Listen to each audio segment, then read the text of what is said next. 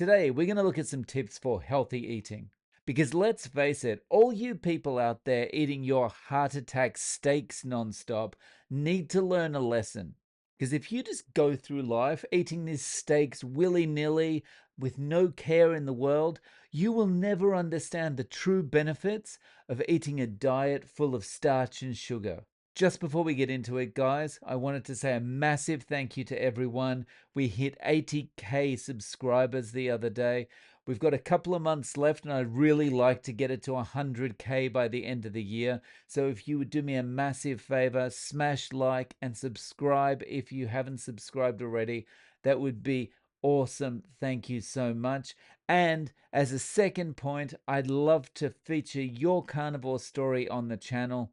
All you need to do is send me an email to realzerocarb@gmail.com. I'll get back to you and we'll arrange a time that works for you and we'll have a chat. I'm looking forward to hearing from you. All right, let's get into this article. It's from the NHS. Okay, so the health service in the UK. Um, I haven't picked this out for any particular reason. I'm not picking on the NHS. I just did a Google search on healthy eating. This is the first result that came up. So we're going to go with this one because they've got 8 whole tips for healthy eating. So there's bound to be at least one tip in here that's worth something. All right, let's go. These 8 practical tips cover the basics of healthy eating and can help you make healthier choices. You see? The key to a healthy diet is to eat the right amount of calories for how active you are so you balance the energy you consume with the energy you use. So, how's that working out for us? Since the advent of ultra processed low calorie foods, we've done really well, right? We're the fattest nation in Europe. 60% of the adult population in the UK is overweight or obese, and we're facing a major public health crisis. If you eat or drink more than your body needs, you'll put on weight. Because the energy you do not use is stored as fat. If you eat and drink too little, you'll lose weight.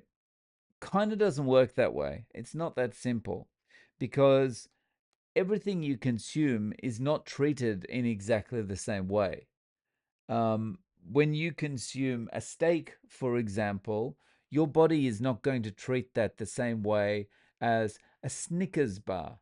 When you eat a steak, your body goes, "Oh, look at all this protein and fat that I can extract nutrition from and send it around the body to do things. And look at all this other stuff I can do with it. Oh, and there's not much waste either." And when you consume the Snickers bar, your body goes, "What's this? Get it out of me. Get this guy to the bathroom stat." You should also eat a wide range of foods to make sure you are getting a balanced diet and your body is receiving all the nutrients it needs. Okay, so define what balanced diet means. What's a balanced diet? Is a balanced diet a plate that balances well on my hand? Is a balanced diet one which includes one vegetable, one piece of meat, and one something else, one scoop of rice? Or is a balanced diet whatever happens to suit your argument at the time? I think it's probably the last one. How does this balance ensure that you're receiving all the nutrients you need? Who's going to measure that? If you're making this kind of claim, then surely we should have some parameters to work with because people are taking this as advice. People are going to go, well, if I've got a balanced diet, I'm going to get all the nutrients I need. Is that always true? And again, are you going to define balance? It's kind of easy to get these bodgy articles high up in the Google results, isn't it? Um, Google should maybe take a look at the quality of the information it's providing. It's recommended that men have around 2,500 calories a day, 10,500 kilojoules. Women should have around 2,000 calories a day, 8,400 kilojoules. Calorie is a meaningless measurement, right?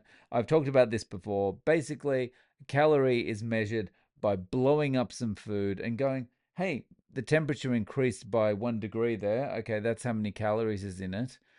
That's not how your body works.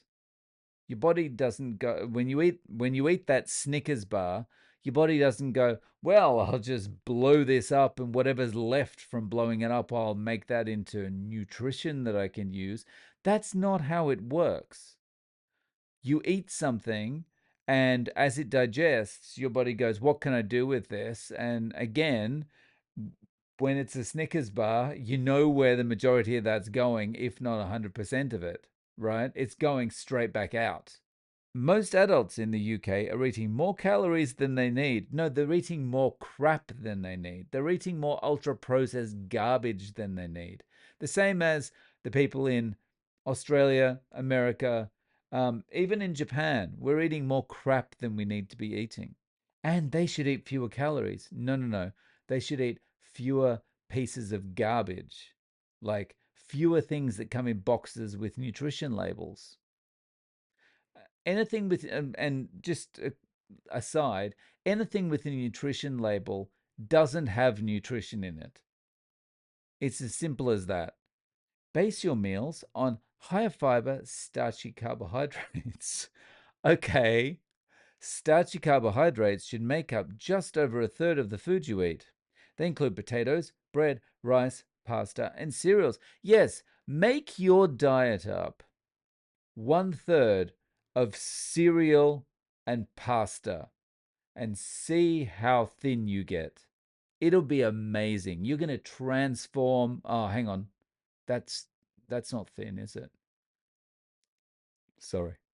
Choose higher fiber or whole grain varieties such as whole wheat pasta, brown rice, or potatoes with their skins on. Yeah, if it's not bad enough that you're going to eat a potato, leave the skin on the potato and eat all the crud that's in there as well. They contain more fiber than white or refined starchy carbohydrates. You've just told us to eat white and refined starchy carbohydrates in the first paragraph and can help you feel full longer. Oh, yes. Just ram that fiber into your body. You're going to feel full longer because if you put the fiber in, nothing's coming out. Eventually, you might have to sort that out though. Try to include at least one starchy food with each main meal. Yes, because it's important to make sure you're eating enough food that's going to turn to sugar immediately upon ingestion. Because otherwise, how is your brain going to survive? If it doesn't have sugar to burn, what's. Oh, yeah, your body can make it on its own. Some people think starchy foods are fattening. I would be one of those people. But gram for gram, the carbohydrate they contain provides fewer than half the calories of fat. Calories don't matter. That's not how your body works. That's how a bomb calorimeter works. Bomb calorimeter and body, not the same thing. Keep an eye on the fats you add when you're cooking or serving these types of foods, because that's what increases the calorie content. Again, I go back to what I've just said. Bomb calorimeter, body, different. Helicopter, scuba diving equipment, different. For example, oil on chips, butter on bread, and creamy sauces on the pasta. Got news for you. The butter on the bread, the butter isn't the problem. Butter on butter would be better for you than butter on bread. In fact, I had that this morning. Number 2, eat lots of fruit and veg. Here we go. It's recommended that you eat at least 5 portions of a variety of fruit and veg every day. They can be fresh, frozen, canned, dried, or juiced. Okay, so why? Why? So I can get fiber, the non essential, non nutrient that it would be the same as gnawing on a piece of wood. Why? Are there particular nutrients that can't be found elsewhere in fruit and veg? What nutrients would they be? And when you say at least 5 portions of a variety of fruit and veg every day, so that means if I eat piece of cauliflower, piece of broccoli, piece of asparagus, piece of pumpkin, and what else? What's the last one? Cucumber. If I eat those 5 things every day, am I going to get enough nutrients in my diet? Probably not, right? But that's why you say variety, because that's open and vague. And that's why nothing there is committing to anything. So no one can come back later and say, well, I ate 5 vegetables every day and I've got a range of problems now.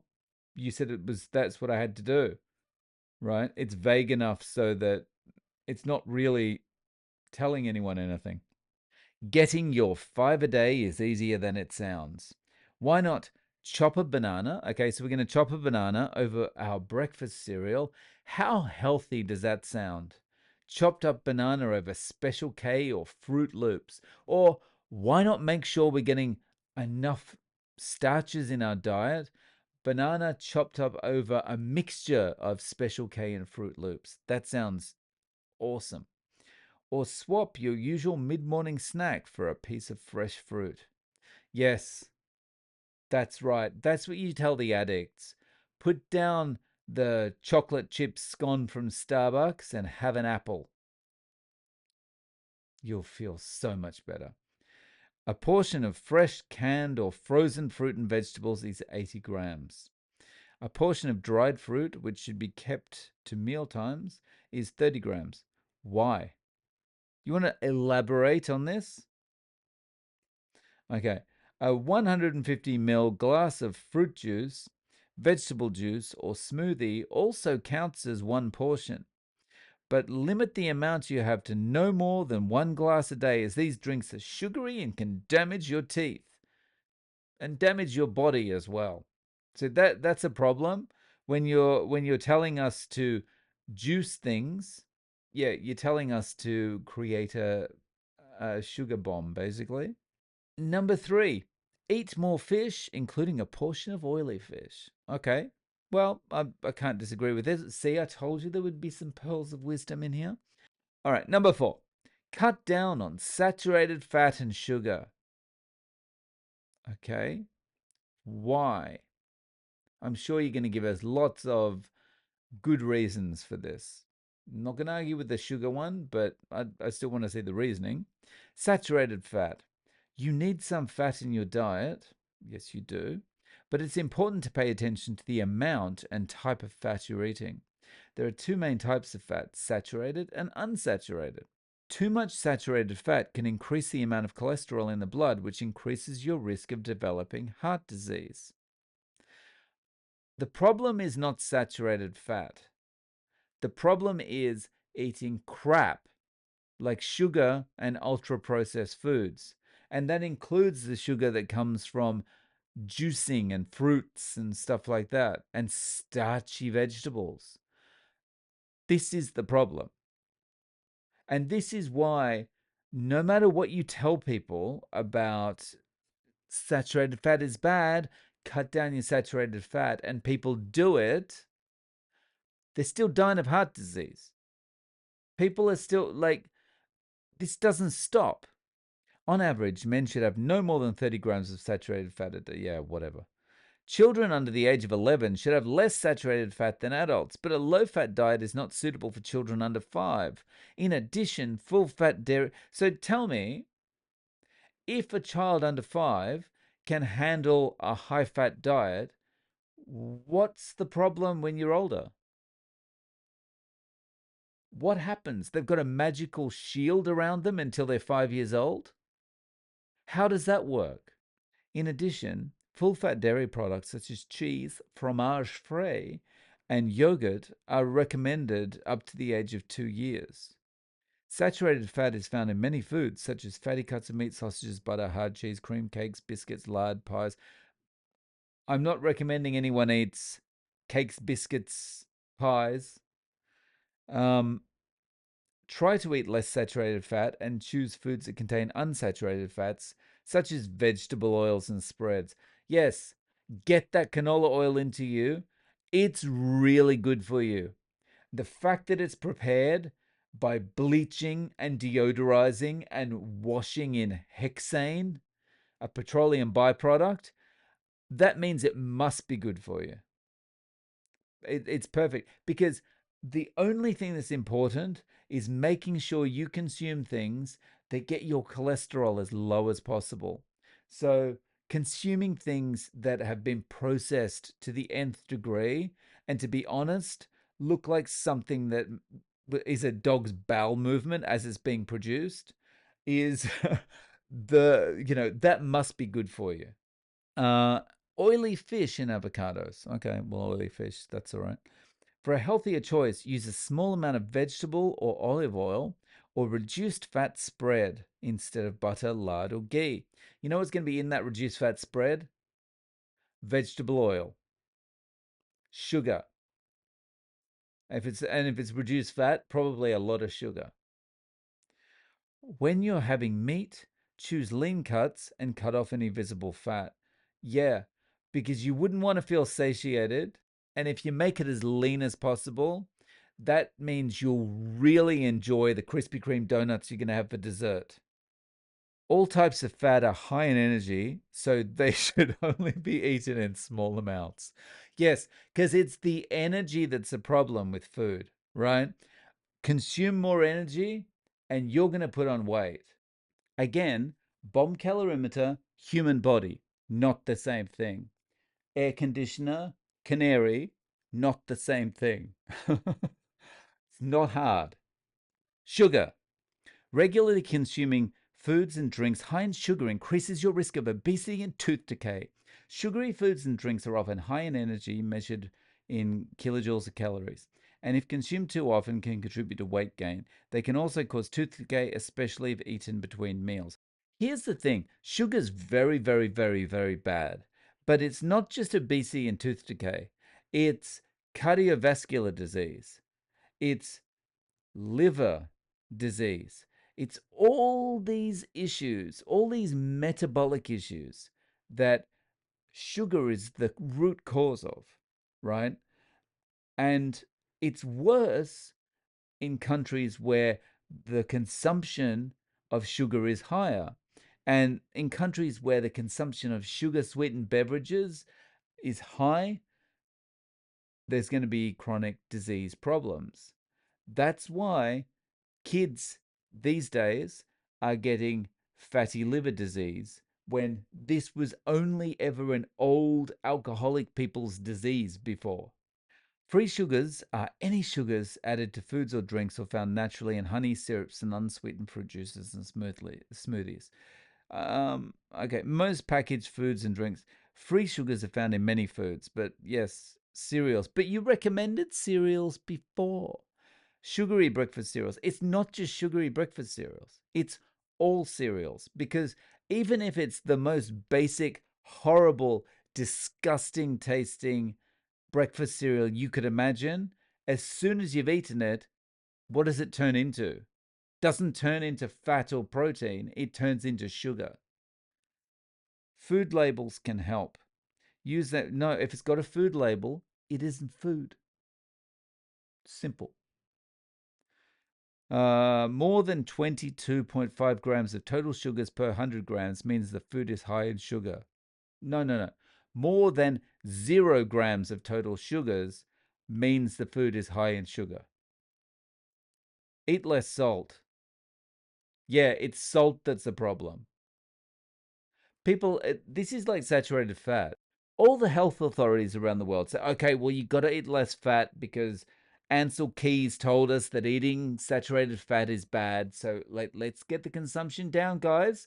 Come on, we want to control heart disease. What happens? People listen and they reduce their meat consumption, they reduce their saturated fat consumption. What happens to people's weight and chronic diseases? Skyrockets. So, by process of elimination, I'm going to say the issue wasn't the saturated fat. I'm going to say actually the issue may be reducing saturated fat because What you did is made everyone hungrier, and what was left came in boxes with nutrition labels. So who's to blame? And it's the same with salt, right? Like when I was a kid, people were salting food like this, and shaking it all over the place. Today, it's like, oh, I might have put too much salt on that. You know, people have reduced their salt intake, right? With a pinch of salt, well, I add that pinch of salt for that 9-course meal that I'm making. And so people have reduced their salt intake. Are they healthier? Go to the supermarket and have a look. Open your eyes. All right. So I'm not even going to read through that because it's garbage. Get active and be a healthy weight. Okay. So, first thing, you don't have to be active to be a healthy weight. Your healthy weight starts in the kitchen. No amount of activity counteracts what happens in that kitchen. Put the Cinnabon down, get the bag off your face, stop eating the junk and the ultra processed food, and you don't have to exercise. The weight will come off. The interesting thing is, you will want to be active once you clean up your diet because your body will respond and your body will make you want to move around.